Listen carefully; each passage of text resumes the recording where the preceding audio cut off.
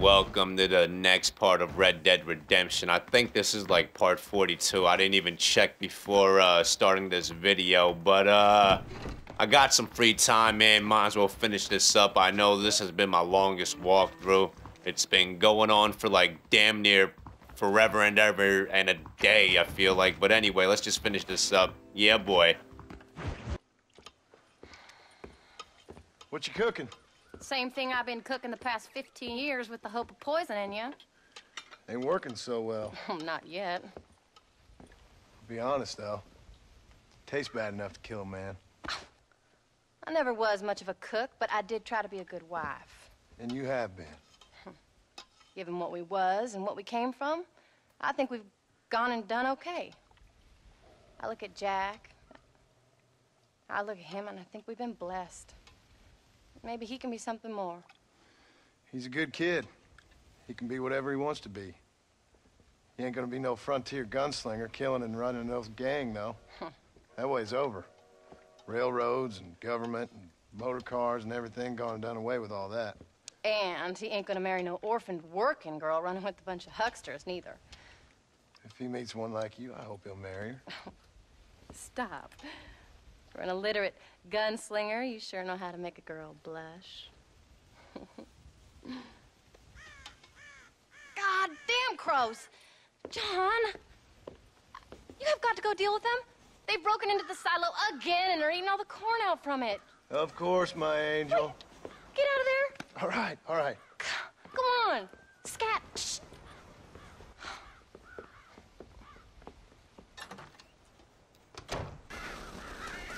So basically, I gotta do all the dirty work. This some old bullshit.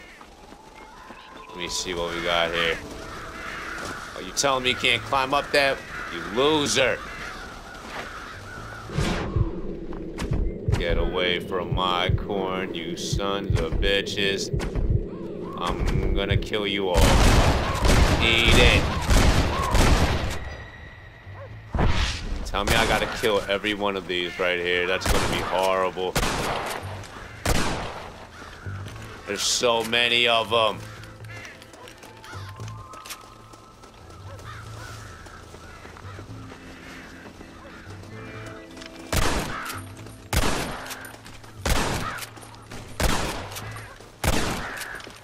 Seriously, man, there's so many of them. Stop stealing my shit. Damn it.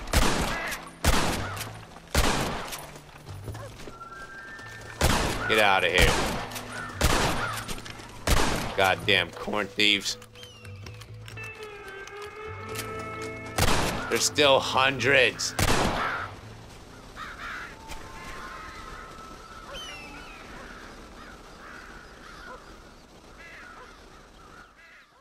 Yeah, you better get away. That's what I thought. Mission complete, moving on. Might as well go right back. John, we got a telegram from some lady friend of yours, a Bonnie something or other. Something you ain't telling me? Bonnie McFarland. She's a friend. Saved my life when I went after Bill and nearly got myself killed again. Oh, and now you two's in the habit of sending each other letters. How very nice. It weren't nothing like that. What's it say? I don't know. I can't... Well, you know I can't read. Give it here. You read that thing out loud? I ain't hiding nothing. Dear Mr. Marston, stop. Need corn sacks. Stop. Emergency. Stop. Weevils and moths ate entire county supply. Stop. Can you help? Not exactly the most romantic request, now is it? I guess not. She saved your life, you say? Yes, ma'am. Well, then you're gonna have to help her and her family out. We've got a plentiful supply of corn sacks over near the silo. About the one thing Uncle didn't manage to have stolen while we was gone. Okay. Hurry back, John. And John, what's she like? You know. A little bit like you, I guess. She's a woman in a man's world.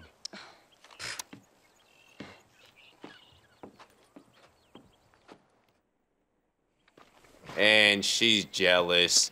Now I am a corn peddler.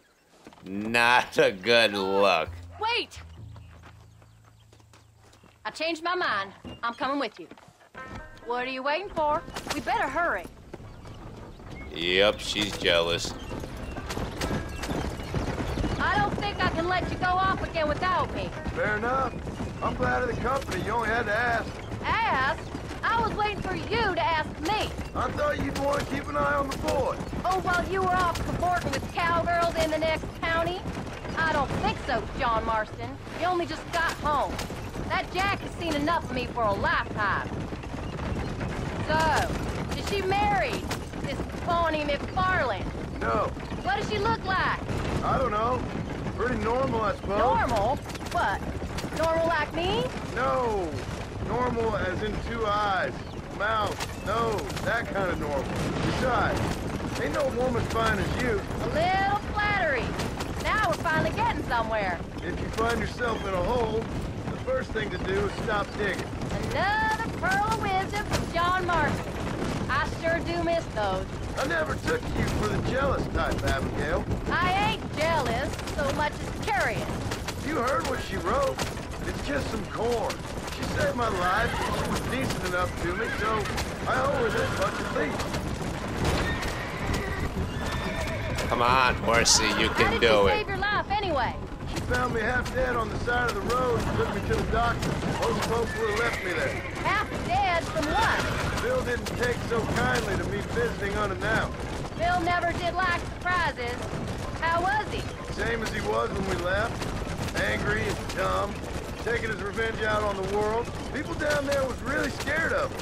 Of Bill? You gotta be kidding me. He was only frightening if he was afraid of dumb fools. Bill weren't so bad, but when Dutch went crazy, Bill took it hard. For a while, we all thought we'd found something right. A better way to live, but it was just a lie. So you saw before they did. Maybe. But there was still kind of a family. A family that left you for dead. You knew the truth, John, and they hated you for it. How much farther is this Where'd place? they take him? Who? Those government bastards. Where did they hold you and Jack? I ain't sure. They kept their eyes covered there and back. Can't have been too far from here, though. They treat you right? It ain't the first time I've had a gun to my head, John. You're forgetting your marriage proposal. Very funny. No, they learned pretty quick what would happen if they laid a finger on me. Sons of bitches. It wasn't them or being there. I didn't care about that. I've been in far worse situations. It was the waiting. I didn't know if he was coming back.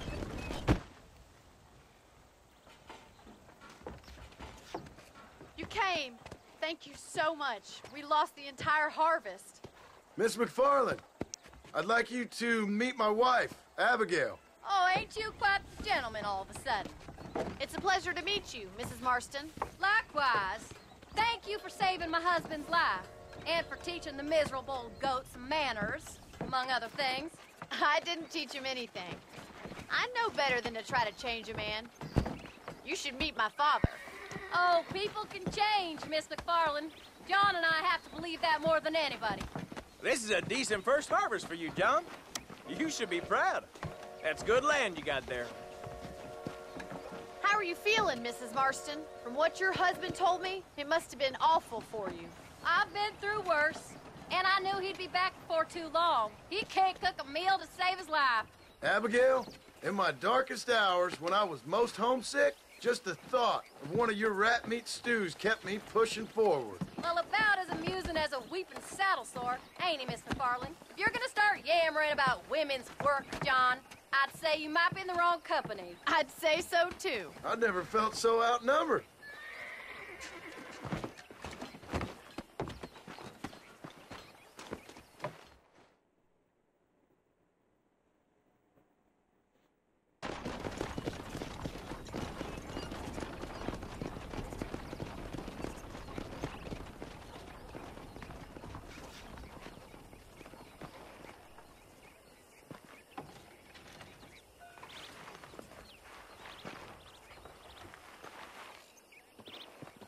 ma'am.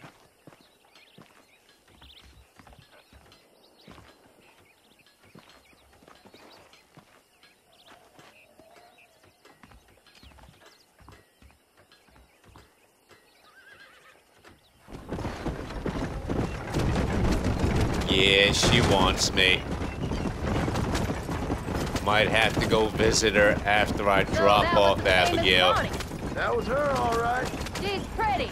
She's normal, like I said. Well, you always wanted to be a rancher. I'd have thought she'd be just your thing. The perfect rancher's wife, if I ever saw one. I already got a rancher's wife. I'm only teasing. I like her, and I'm glad she saved your life. Most of the time, anyway. The McFarlands are good people. She did blush redder than a shepherd's sunset when she saw you, though. I have that effect on women. You've clearly had one too many blows to the head. You ain't wrong about that, Mrs. Marston. Nope, she definitely What a wants ranch they me. got there. That'll be us someday. As soon as we get back on our feet. I don't know, John.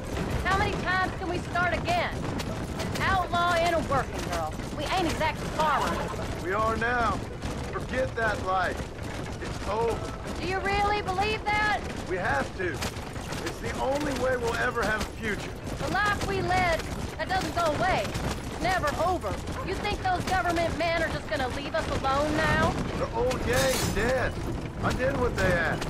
And that's it? A life of crime forgiven? We're back together, ain't we? Until they decide you owe them something else. Sometimes I think I was the stupid one for believing I could get out. Maybe Dutch, Bill, and Javier were just being honest with themselves. You ain't perfect, John, and I sure ain't. But you're better than they are. Than they were. Maybe we can't change. But we gotta try, for Jack's sake. Even if we have to start again 100 times. It's better than going back to what we were. How's Jack doing? Angry, upset. He's been through a lot. I hope he's gonna be alright. It's gonna take time. For a while, his world was safe. Normal, even. Then it got turned upside down again. He ain't saying much about it. I've tried to talk to him. But how do you explain any of it? What do you say when he asks about Uncle Bill and Uncle Dutch? They were family when he was a little boy. He hides away in those books of his. Wouldn't you? It ain't like the real world's done him many favors. He's just been kidnapped. He grew up with the gang. That's no life for a boy. We did our best to protect him. Finally here. We did good today, John. I guess I better go fix us something to eat.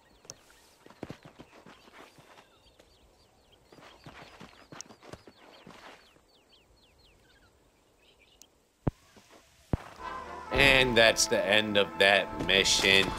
And also the end of this part as well. What the hell is this you that just appeared now?